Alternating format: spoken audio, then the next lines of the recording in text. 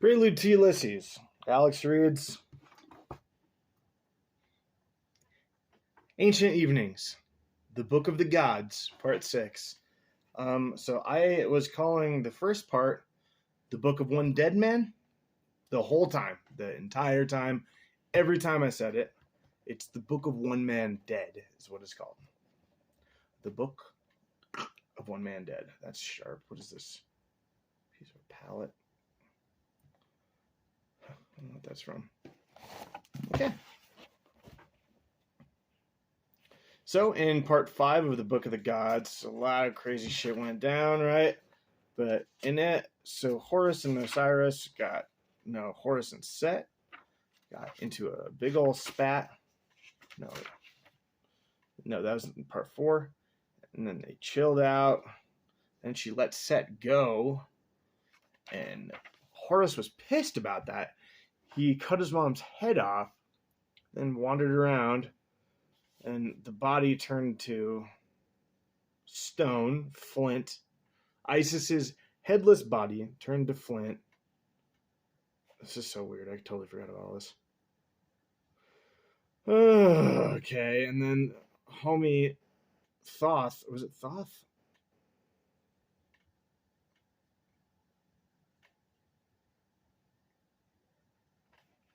I think it was Thoth, Matt's husband, talked to her, and she's all like, make me a cow? But she didn't say it. It took forever. He was trying to figure out what she wanted, and I guess she wanted a cow's head, which would match her mother's head to spite Ra, which makes sense, I guess. And then something happened to Horus, right? Oh yeah. Set moved on, plucked the eyes fully out of Horus's head, who he had beaten out pretty well earlier. And then he plucked him fully out. Isis found him in the desert, or in some marshland maybe, all pissed off and something about milking herself or something. I don't know. Then his eyes turn into flowers and then turn into sight. And he's like, how can I forgive myself? What can I do? And he said, give your best possession to your dad or something, Osiris. And he's like, fuck, it's my eyeballs. And he did that. And he had like special vision too. He was like seeing everything with a gold coating through rose-colored glasses, through sandy-colored gold. And then they started walking back to Osiris, who has something planned for old home slice here. Old Horus, Osiris ain't gonna take this slight laying down like he did Isis, who gave birth to Horus. He took that not only laying down, but in pieces, I think. No, he was still alive. He was still in pieces, but dead. All right, that brings us to part 6 of the Book of the Gods. Ancient Evenings, Norman Mailer. This has been crazy. This has been a crazy part of the book. There's a little more to go. It is the passion of Osiris, Mendenhad remarked, to conquer chaos. That is why in Ket Netter, I don't remember what that means, K-H-E, Kurt Netter, he is quick to extinguish the mediocre. It is important that only the Ka of the finest should survive in the land of the dead. Hi, Lotus. Otherwise, the human stock that heaven takes into itself would not be rich in courage, pleasure, beauty, and wisdom. Ruthless selection becomes thereby the kindness of good husbandry. On the consequence, Osiris is never merciful for too little. Yet he will always be lenient when it is a matter of forming agreement amongst gods, since they are eternal.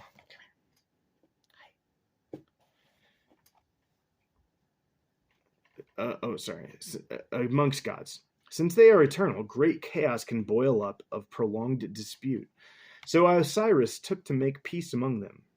Maybe that is why he forgave so much when Set and Horus appeared before his tribunal.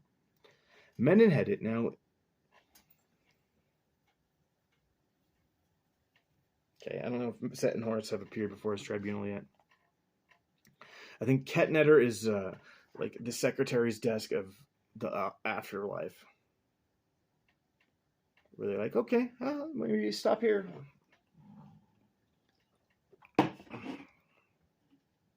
Menenhedet now inclined his head as if to return me to the illusion, hi baby, that I could hear the story without listening to his voice. Interesting. Both of you, said Osiris to his brother and his son, have fought with courage and suffered much. Horus lost the vision to look on his life, and Set lost the eye of his loins. Because dick off? I don't remember that. Out of the mercy of this court, which did he cut his dick off? I don't remember. Out of the mercy of this court, which seeks for harmony among gods, Set has been given back his loins, and Horus his eyes. Go now, both of you, and feast together. Those who have fought with the ferocity of gladiators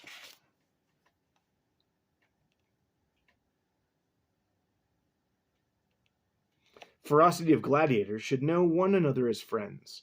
Share in the virtues of your battle. Discover the power of peace. Go in peace. The gods cheered. Horus looked with his rich eye upon Set, and he saw the passion that may be found in a red complexion. He thought his uncle splendid. He could have employed his other eye, but fear for it would reveal such unpleasant sides of the uncle that he would wish to disobey his father. Horus contented himself with the fair view of both eyes, and they saw much suffering. In his gentlest and most courteous voice, therefore, Horus asked Set to come to his camp. No, nephew, said Set. There we will be surrounded and never speak alone. Come to my camp. I am deserted, and you will spare me the company of silence.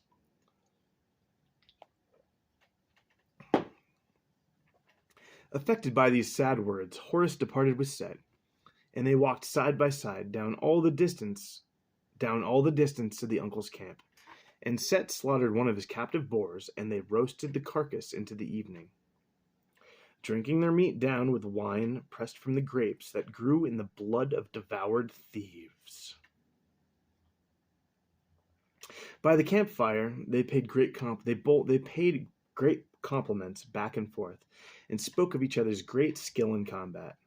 Finally, Set made a speech to the spirit of wine. Some, he said, crush the grape with a wine press, but I want my slaves to step on the grapes with their feet, for nobody has more desire to travel than a slave. And this wish gives flight to the spirit of the grape. He raised fucked up shit. Ouch. Oh.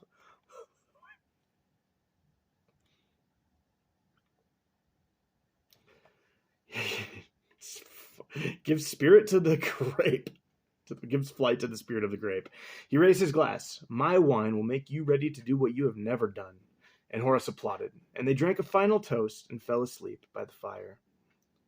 Out of this slumber, Set came awake with the memory of his erection on the first day of battle, and he fondled his nephew's scrotum and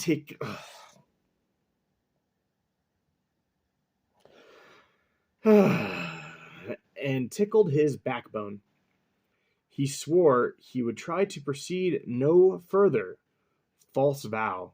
There was no rest at this place. He remembered how his phallus... Oh, God. I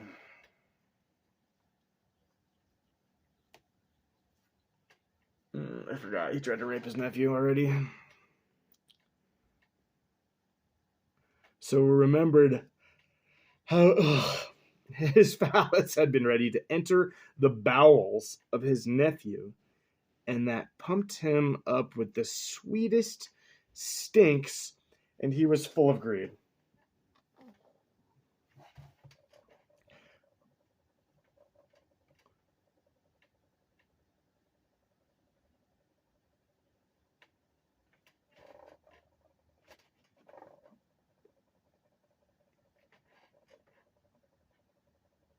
Oh, there. That's what that sound is. Horus tried to stay asleep. The drops of gazelle's milk that he had swallowed had put him into the happiest tolerance and bliss, just the state in which to receive a few caresses. He was certainly getting ready to learn how much of himself could be entered by another. What a nice balance that would give to the fires of his victory. It's nice that they love each other.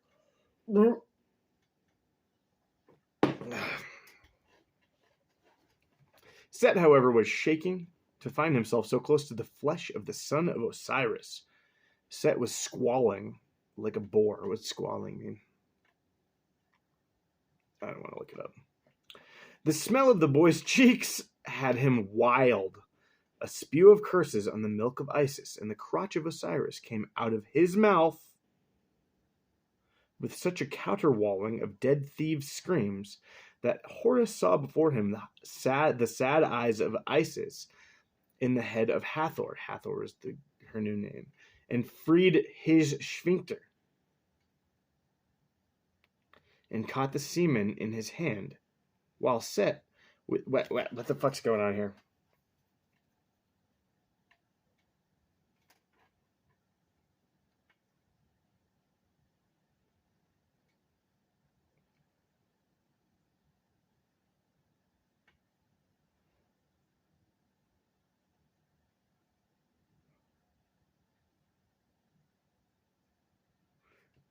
I don't know what happened. So, sounds like he's banging him in the butt. And he's talking shit into the kid's face because he spewed curses into the milk of Isis. And then Osiris's dick came out of his mouth with a bunch of yelling.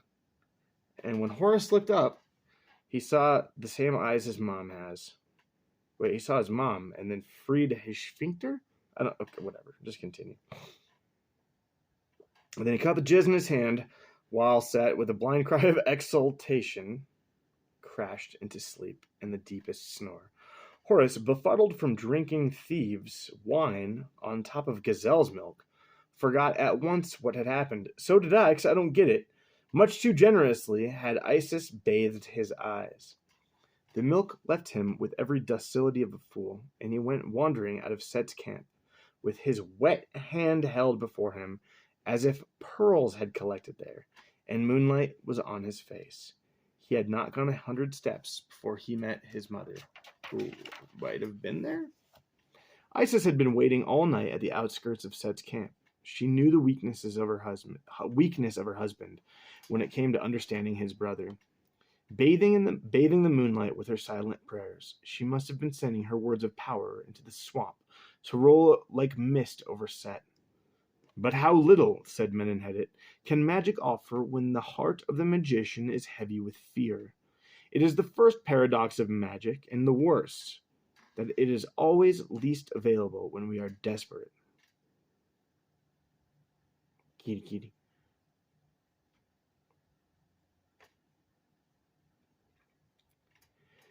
On this night, Isis was working within a cow's head, yet not yet familiar to herself. How could she measure the potency of a curse, when instead of widening a delicate nostril, she now had to revolve a nose as large as a snout?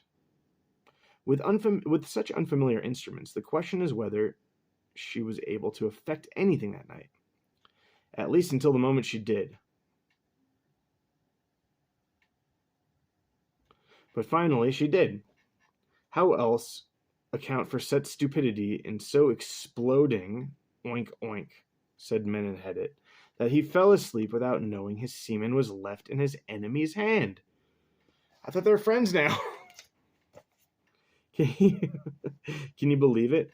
He dreamed that his seed was taking knowledge, drop by drop, of the secrets of Horus's bowels. Man, I must not know much about biology.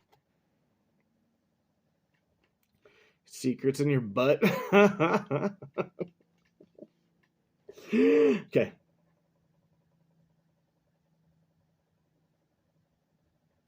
I can promise you that Set snored with raucous expectations of orgies and possession in years to come. He was certain that Horus could now keep no secret imparted to him by Osiris.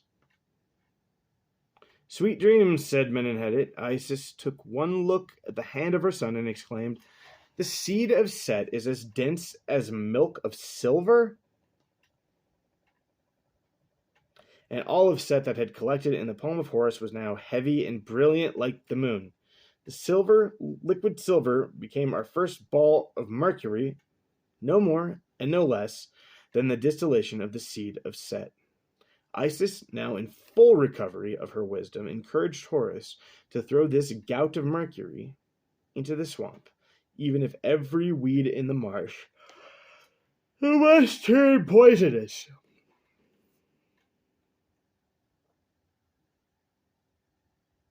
On the consequence, our native Egyptians, eating the meat of beasts who graze upon these weeds, have turned as spineless as mercury in their will.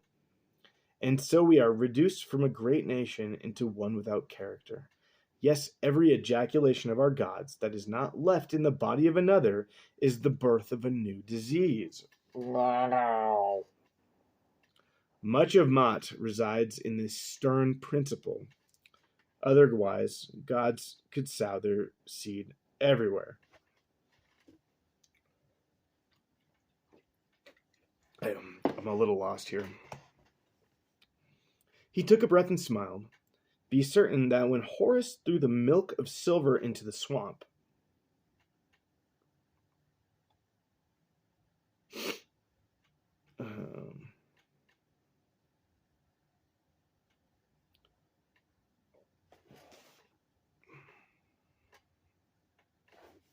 be certain that when Horus threw the milk of silver into the swamp, it took the skin of his hand along. Isis gave him a new palm. However, by rubbing the sore flesh of his fingers in the liquor of her thighs, and that proved as beneficial as the milk of the gazelle, although we will not pause over such a caress. Don't go into that, but let's talk about Set. Indeed, I mention the gesture only to assure you that Horus was so excited by the velvet of his new skin, he promptly ejaculated into it. Ah! And such an outpouring, as he was told at once by his mother, would prove precious in a little while. God, these guys have a weird family. I can't. Menenhedet nodded, even as I watched Isis lead Horus back to the camp of Set. Passing his snoring body, full of its harsh and carnal dreams, they wandered into the garden where lettuce now grew in abundance. Horus assured her, someone jacked off on some lettuce earlier and made him sick or something? God, what happened?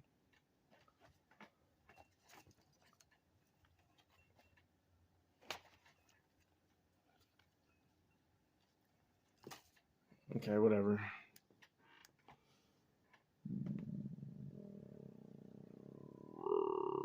Lettuce grew in abundance. Horus assured her that during the Feast of Wild Boar, Set had often stuffed just such a head of lettuce into his throat, and half choking, eyes bulging, jaws near dislocated, had crushed the leaves and swallowed it whole. No one, said Horus, can eat lettuce in a manner equal to Set. Challenge! Now, at a sign from Isis, he cast the semen in his hand all over this field, and it fell in many threads, and subtle sounds were uttered. Altogether, a curious music.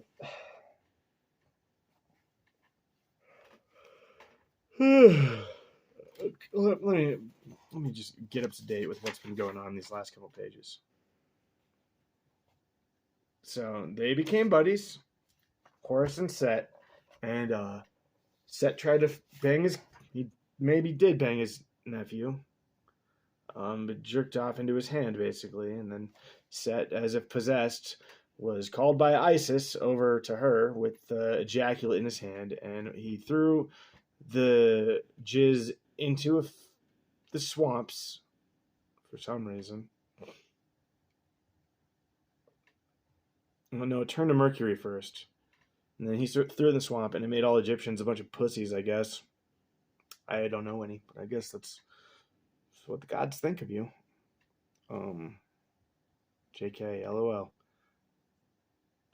And then some of his skin came off with it, so he's so excited to get new skin, he jacked off, and then he threw that into this field. Okay. And it fell into many threads, and subtle sounds were uttered altogether in a curious music. Those long liquid strings shook with the life of the living, which is to say, all the shock of war is to come, even the sounds of horns and trumpets not yet blown. A sigh of music also came to Isis and Horus, out on the edge of field, but it was only in the subtle murmur that raised by the legs of an army of spiders, who left the garden after the intrusion of Horus's threads upon their webs. Like, get the shit. Webs. How the moonlight glittered. On the way home, Isis sang lullabies to Horus. His development to manhood, said Menenhedet, has obviously been uneven. But two events occurred by morning. Set awakened and gobbled more lettuce, and Horus became Isis's lover. That's his mom.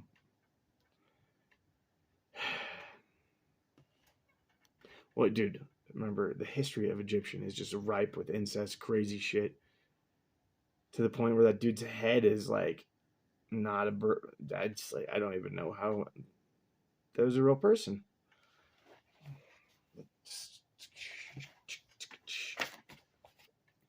When he saw how much interest arose in me at this remark, the remark being Horus becoming Isis's lover, my great-grandfather held up his hand. Of this affair I will say a little, but only when we are done. For now it is enough to know that Horus was wise by morning, and that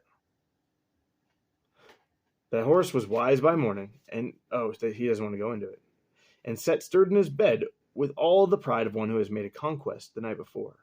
On his loins he could smell the shame of Horus's cheeks, and it mixed nicely with his own pride.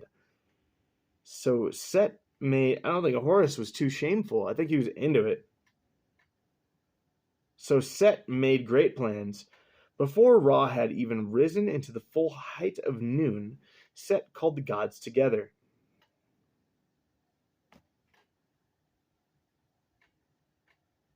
Assembled in haste and curious in the extreme, they heard a powerful speech. Set had put on robes of red, brighter than his skin, and in a voice of fire.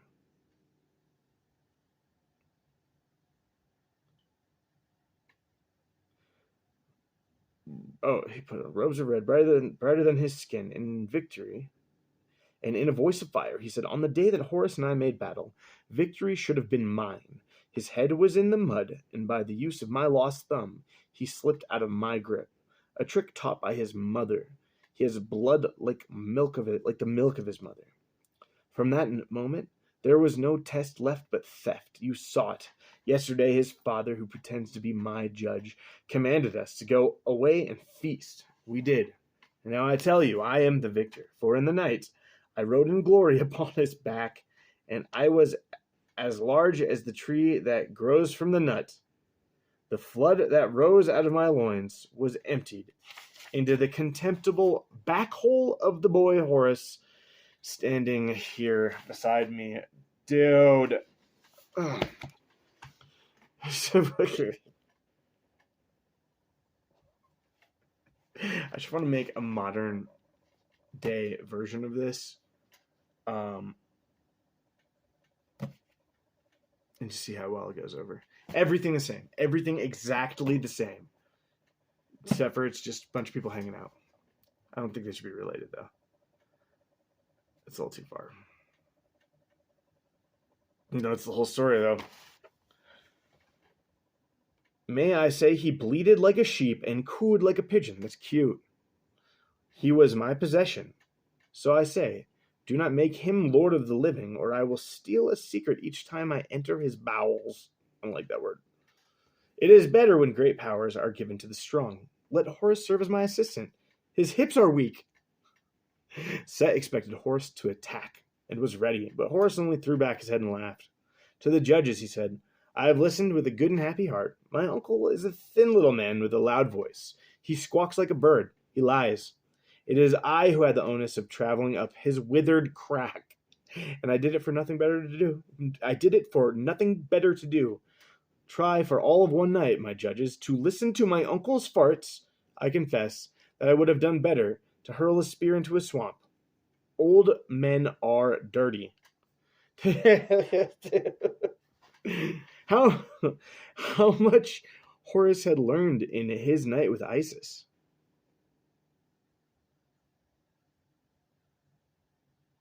Oh, the oil, I think I forgot. They just skipped over that. The oil of her thighs must have offered more than the milk of the gazelle. Set had no recourse. He drew his sword. Horace nimbly darted away, and at a sign from Osiris, the warriors of the court held Set. In a bright, clear voice, Horace said, Let the gods summon our seed from last night. That's nice. Let the seed tell who speaks the truth. Assent came from Set as quickly as from the others, and Thoth was ordered to stand between the disputants. Put your hand upon the buttocks of Horus, Osiris commanded. Ask the voice that is in the semen of Set to declare itself. Osiris's own voice was not confident. He doubted his son, so they're screaming into each other's assholes at this point. Asking for information from potential come. Holy shit. I speak, said Thoth, to this seed of Set. Tell us where you are. Speak from this place where you find yourself. In the distance, out of the swamps, came a loud and heavy croaking of Mercury. The full pestilence of the weeds was in the air. And God murmured that the semen of Set, foul stuff, must have been ejaculated into the swamp. Then Thoth put his hand on the hips of Set, that is, so far as he dared, for Set was shaking with rage. But Thoth proceeded to make the same speech to the semen of Horus. Would it appear? A voice flew right out of Set's buttocks. It was full of sweet-smelling wind, and it said, I am the transformation of the seed of Horus. This wind smelled sweet as lettuce. The gods roared, for they knew Horus had buggered Set. So wait, did Set... He didn't fuck Set, did he? He jacked off on some lettuce, and Set ate it. Right?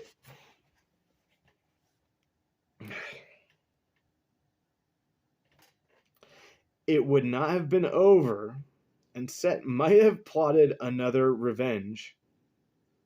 But on return to his camp, he found out he was pregnant. Of course, yep. A god may conceive a child by his mouth or his anus, but I didn't know that. But if we knew it was here by way of mouth, Set did not. A miserable pregnancy. The creature was born half man, half woman, and soon died in the suffocations of attempting to make love to itself. Oh. How'd it die? Like what? And got stuck? Set still serves as the lord of lightning and the god of thunder, but he is bewildered, a heavy and near motionless god who cannot be certain whether he told the truth or was indeed buggered. So he is now mad. It is more difficult for a god to know peace of mind than a man. Menenhet sighed, with a sense of movement as deliberate and concentrated as an old hag with a sense of movement as deliberate and concentrated as an old hag untying a cloth of many knots, he rose, move by move, flexing one joint to another through a series of gestures, forward and back until he was standing on his feet. Are you ready? He asked. You still have not spoken of the affair of Isis and Horus, nor should I. They remain among the most powerful of them. Interesting. Yet I must know more. What if I encounter a god in the land of the dead? You will not. They live in the summits. You do not know a god until you have seen a great mountain. He sighed again. Let me say that Isis and Horus had a long affair. It still continues. I whisper to you that cohabitating with her son keeps the form of fidelity to Osiris. So he is calm and blesses them. That her act does not strip him of honor, but maintains the stability of their family. That's gross as fuck. And the affair has given Horus much wisdom, in which he needs as Lord of the Living. It has also given Isis more satisfaction than a goddess with the head of a cow can rightfully expect when she copulates with a hawk.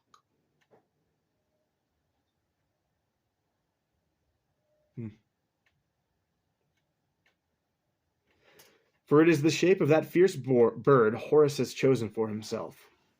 Now, he need never fear his weak legs. Oh yeah, and every pharaoh worships his wings. I can say that the god Horus, fully grown, is not at all like the boy, and has become as great as his father. Such is the extent of the knowledge he has received from Isis.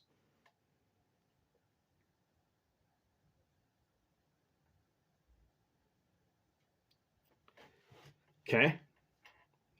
Didn't really explain what that knowledge is. Now my great-grandfather beckoned to me. It is time to begin our travels in Kurt Netter. Khertneter. He said, Are you ready? I felt a childish fear of every force beyond this door of this tomb. Yet there was nothing to do but nod. When we went out into the night, Menenhetit clapped his hands. Doubtless he wanted to signify the end of one spell and the commencement of another. I waited, but only the stench from his breath was remarkable. We were back in our alley of the necropolis. Oh, that's the end of the Book of the Gods. It's weird. So, Horus and Horus and Set hang out, get together. They're sleeping, but Horus is just a dummy and jacks off into his nephew's hand. Weird. A little weird, definitely. But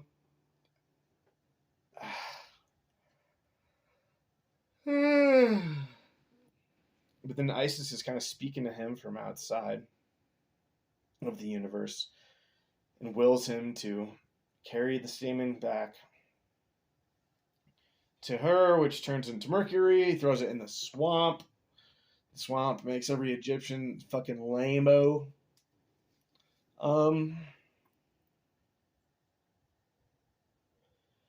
Then, God, what happens after that? Everything happens after that. Then part of his palm comes off when he throws his jizz into the swamp. But it's so nice that he jacks off in his own hand, which he then throws over another field of lettuce, which Set is quite fond of eating lettuce whole. It's a party trick for him to open his mouth and gag on a full lettuce. Jesus Christ. And then, which also scares all the spiders away. I don't know if that's going to come back. All the spiders ran away. And then Set wakes up and he's like, I'm going to go tell everybody I won, that I came in this guy's butt and now I know everything. And then, who's it? Thoth? Someone's screaming into their assholes. Pretty.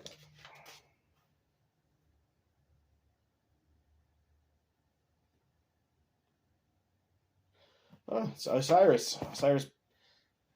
Well, like his son, who had just started sleeping with his mom and learned some stuff.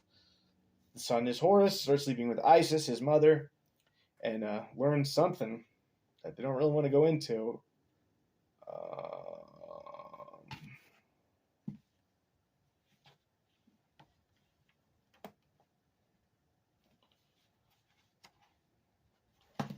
Every page up to the point where I've just read is a different color than the rest of the book. That's weird. No, but then Horus, with some newfound confidence, pops his head up right when Set is telling all of the gods how he banged his nephew. He's like, That's bullshit. He's a dumb motherfucker. Look at this skinny bitch.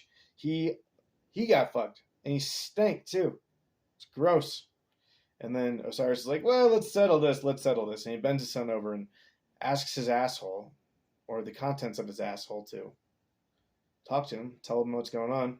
And asks Set's jizz to talk to him through the butt. Makes sense, right? But some farty bloat pops out of the swamp. And they're like, whoo! Gross. You're just jacking off over there, Gramps.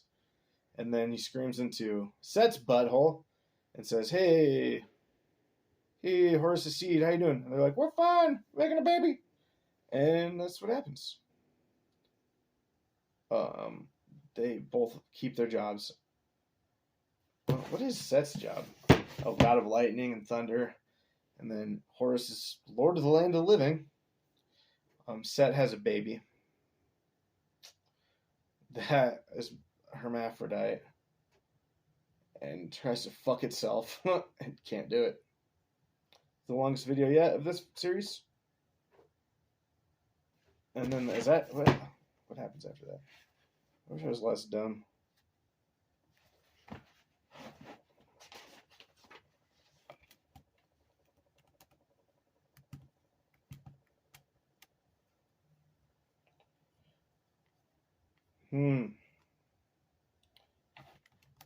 So yeah, Set's just weird, freaking out.